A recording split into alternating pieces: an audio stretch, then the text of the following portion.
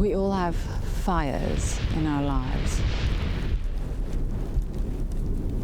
Some more than others, some bigger than others.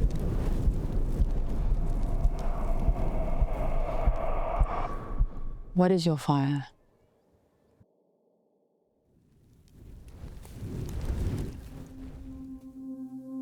My fire is a fire that devoured my light. It's a fire that started as a light from a distance, a beacon of hope, but it came and blew up and devoured all the light in me.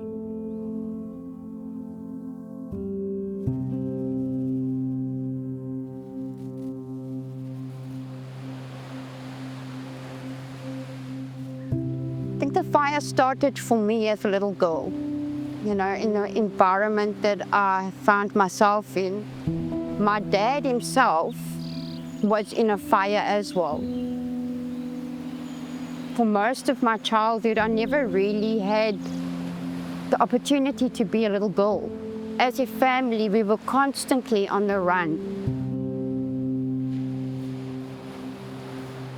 I was running from my dad. If you were to look into my fire, you would see a circus animal having to perform and then get treats. My fire stripped me of all my humanity, basically stripped me naked. It was carnal and very primitive. If I could explain it to you, it's like being needed but not wanted. Most of my life I've been through fire. I suffered tremendous childhood abuse when I was small. As a result, I had a huge loss of identity. I would say my fire primarily has to do with loss. I was at the robot one day with my cardboard too big for money, and I looked down, and then when I looked back up, I looked straight into the eyes of my mom. She had tears streaming down her face while trying to shield somebody from seeing me. And that somebody was my 6-year-old daughter. And in that moment, I just ran and I tried to hide away. You ran back into your fire. The fire that was consuming you.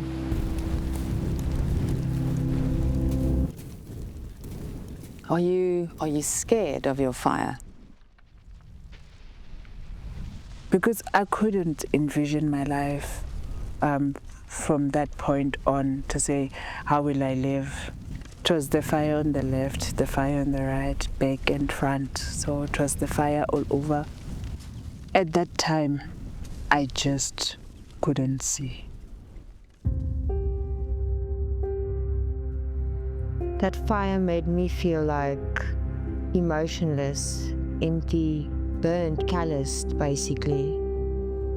If I have to think back of the smell that reminds me of my fire, I would say burning plastic, like a rotten, putrid, burnt plastic smell.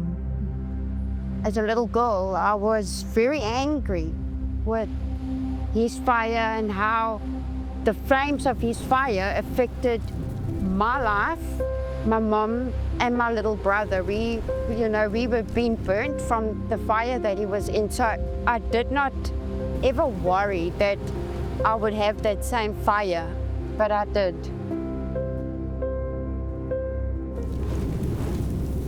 As a child, you don't know how to deal with this or to handle this, obviously. So the effect of that was much deeper and severe than any trauma you can or loss you can have later on in life. Everything, it silenced the love that I have for people, the trust that I have for people, normal living, happiness. When I went through my childhood abuse, it was the fire scorched me. The fire really scorched me. It was quite horrible, devastating.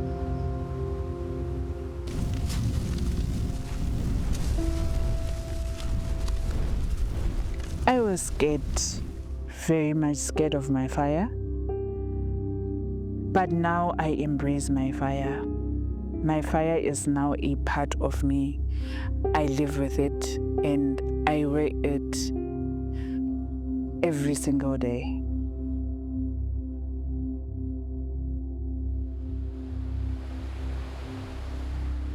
Most devastating consequence of your fire?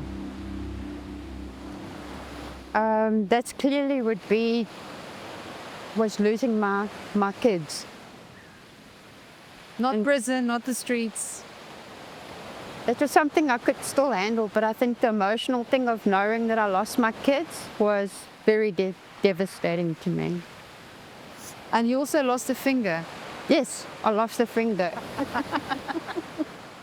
This finger.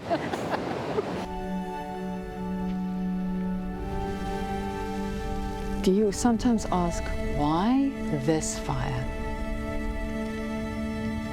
I used to ask why this fire, but I got to a point where I understood this fire was supposed to be mine. If it wasn't mine, who else would it be? It's how you get out of the fire. It's a choice. It's a choice. It can be devastating. It can make you bitter. I always say pain can make you bitter or beautiful. It's a choice. This destructive fire produced a refining, new, stronger fire in me. This fire gives me hope for life. I fuel it with a passion for life. I fuel it with helping others now. As long as you still have a breath in you, there's still a change you can bring. No matter how small it is, it's a change that the world needs.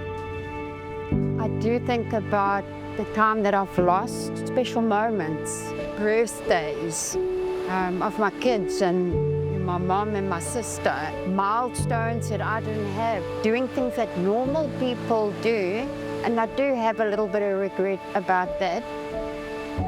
But I think everything that I've got back is so much more than what I lost.